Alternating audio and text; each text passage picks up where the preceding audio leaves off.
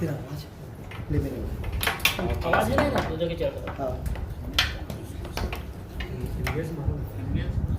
15 दिसंबर को पैसा नहीं दिया, हमने बिना देर किए 16 दिसंबर को हम फिर से थाने गए और हमने 16 दिसंबर को ये आवेदन किसानों के साथ दिया। और न केवल आवेदन दिया बल्कि चूंकि मैं अस्वस्थ था, आप सबको पता है मैं हॉस्पिटलाइज था, उसी समय लौटा था, मेरे बैक पेन था, मैंने अपने पार्टी के जनपद के अध्यक्ष भावेश सिंह जी, प्रभात साहू जी, जिला पंचायत सदस्य, इन सभी लोगों को भेज करके मैंने, देखिए क्या हेडिंग, अन्नदाता किसानों के लाखों की ठगी, कांग्रेस नेताओं ने किया थाने का घेराव। हमने अपनी सरकार में थाने का घेराव किया अन्नदाताओं के लिए। ये हुआ। उसके बाद जो पहले किसान हमारे साथ 1/11 को आवेदन देने आए थे, उसमें खलारी के किसान भी थे। जब हम 16/12 को थाने पहुंचे तो खलारी के किसान नहीं आए। एक व्यक्ति जिसकी बाइट मैंने भी आप लोग को सुनाई, उसका नाम है राजेंद्र लहरे, उसके द्वारा किसानों के साथ एक मीडिएटर की भूमिका निभाया कुलदीप विश्वकर्मा के साथ, और उसने किसानों को गुमराह किया कि आप लोग थाने मत जाइए, मैं आपको पैसा दिला दूंगा, जैसा कि उसने अपनी बाइट में कहा कि 31 मार्च तक का समय उसने दिलवाया। इसमें हमारी कोई भूमिका नहीं थी। हम लगातार थाने जा रहे थे, हम 1/11 को भी थाने गए, हम 16/12 को थाने गए, हमारे लोगों ने, हमने सबने मिलकर थाने में आवेदन दिया, उसमें लगातार हमने जांच की मांग की। मैंने जिला सहकारी बैंक से उसकी जांच करवाई और जांच में दोषी पाए जाने के बाद ये देखिए मैंने उप पंजीयक को 17/12 को उसको बर्खास्त करने के लिए चिट्ठी ये मैंने लिखी है। अब ये जो पूरा घटनाक्रम हुआ, इसमें मेरा संरक्षण या मेरे उस पर बात कर रहे हैं, मैं पूछना चाहता हूं इस जिले के सांसद जी से, सांसद जी खलारी गांव क्या 4 साल में एक बार भी आप गए? पहला सवाल। भारतीय जनता पार्टी को पूछना चाहता हूं, जुलाई महीने से ये पूरा घटनाक्रम मैं उठा रहा हूं, जुलाई से लेके अप्रैल तक एक भी भारतीय जनता पार्टी का स्थानीय नेता कभी किसानों के साथ वहां खड़ा हुआ, इस मामले को उठाया, थाने गया, सोसाइटी गया, कलेक्टर के पास आवेदन किया? कुछ नहीं। सारी कार्रवाई मेरे द्वारा की गई। मैंने किसानों की लड़ाई लड़ी और आगे भी किसानों की लड़ाई लड़ता रहूंगा।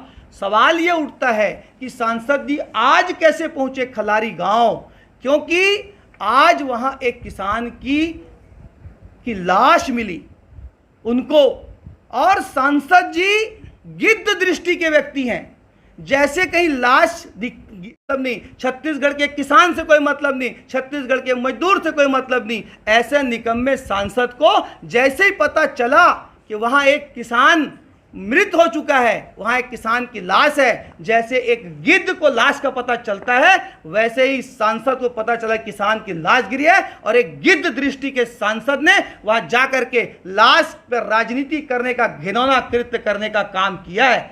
ना ही सांसद को इस जिले के विकास से मतलब है, ना ही सांसद को किसान के विकास से मतलब है। केवल सांसद लाशों की तलाश में घूम रहे हैं, जहां जहां लाशें गिरेंगी वहां वहां सांसद पहुंचेंगे। उनको छत्तीसगढ़ के किसान, गरीब मजदूर के विकास से कोई मतलब नहीं, केवल किसान की लाश पर आज राजनीति करने का काम सांसद ने किया। और इस ओछी राजनीति के लिए मैं सांसद की घोर निंदा करता हूं। और इस प्रकार के व्यक्ति जो आज पूरे जिले में, जिनके कार्यकाल काला कार्यकाल है, जिन्होंने आज तक पिछले 4 साल में कोई काम नहीं किया, सांसद का कार्यकाल विकास शून्य कार्यकाल है। और सांसद आज ये लड़ाई क्यों लड़ी जा रही है? क्योंकि अंडरब्रिज का मामला डोंगरगढ़ क्षेत्र में बहुत व्याप्त है। अंडरब्रिज को हमने अपने क्षेत्र के निवासियों के साथ मिल करके खुलवाने का काम किया, और मैं इस मंच से आरोप लगाता हूं कि सांसद ने उसको बंद करवाने का काम किया।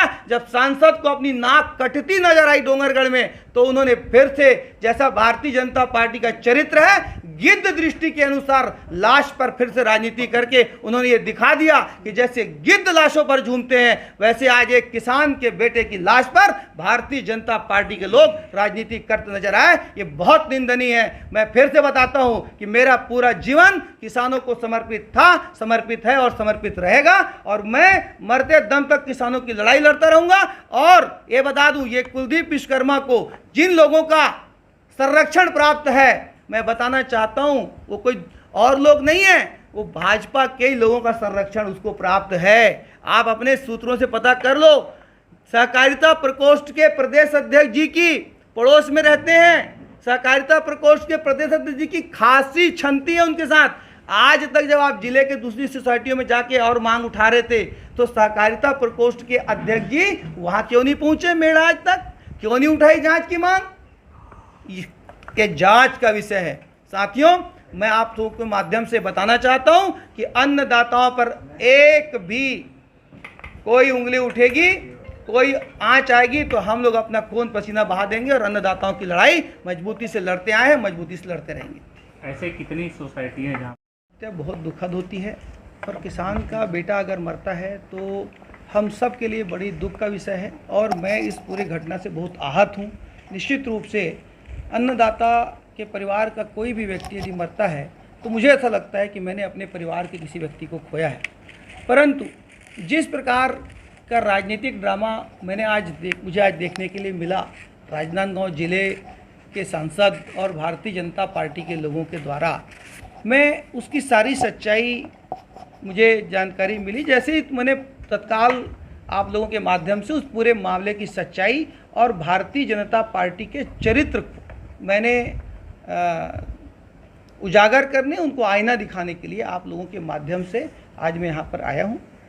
सबसे पहले मैं बता दूँ आपको कि उस पूरे मामले में संरक्षण की जो बात हो रही है वो पूरी तरह से गलत है, भ्रामक है, निराधार है। केसीसी लोन का मामला जिला सहकारी बैंक के चेयरमैन से कोई संबंधित नहीं होता, वो एक किसान और समिति प्रबंधक के स्तर का मामला होता है। परंतु मेढ़ा सोसाइटी में विगत 2 सालों से गड़बड़ी हुई। मेरे बनते जब मुझे पता चला, मैंने सोसाइटियों को दौरा शुरू किया। मुझे मेढ़ा की जब जानकारी मिली तो मैंने अगस्त सितंबर माह में कृषक चौपाल लगा करके मैंने समस्त किसानों को बुला करके एक एक व्यक्ति का कितना कितना पैसा है उसे सूचीबद्ध करने का काम किया। मैंने पूरे आम किसानों के बीच में एक आम सभा लगा करके समिति प्रबंधक और किसानों को आमने सामने करके मैंने उस पूरे घटनाक्रम को उजागर किया और जो चीज़ कागज़ों में थी, जो चीज़ दबी हुई थी, उसको मैंने सबके सामने लाने का काम किया। उसके बाद जब सारे किसानों का हमने कर्जा कितना गबन हुआ है, कितना धोखाधड़ी करके उसने पैसा निकाला, ये हमको पता चला। हमने ये देखिए 1/11/2022 को पहली रिपोर्ट हमने दर्ज कराई डोंगरगढ़ थाने में। किसानों को सबको लेकर के 1/11/2022 को हमने रिपोर्ट दर्ज कराई। उसके बाद समिति प्रबंधक किसानों के पास आया, थाने आया और वहां पर 5/11 को उसने ये स्वीकार किया कि मैंने ये पैसा लिया हूं और मैं ये पैसा उनको 15 दिसंबर तक लौटा दूंगा। ये किसानों और उनके बीच सहमति बनी। ठीक है, किसान सहमत हुए कि ठीक है हम इसको 15 दिसंबर तक समय देना चाहते हैं।